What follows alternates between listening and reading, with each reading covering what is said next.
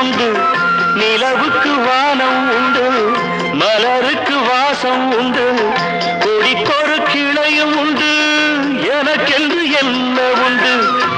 ஏன் படைத்தானோ இறைவனும் என்னை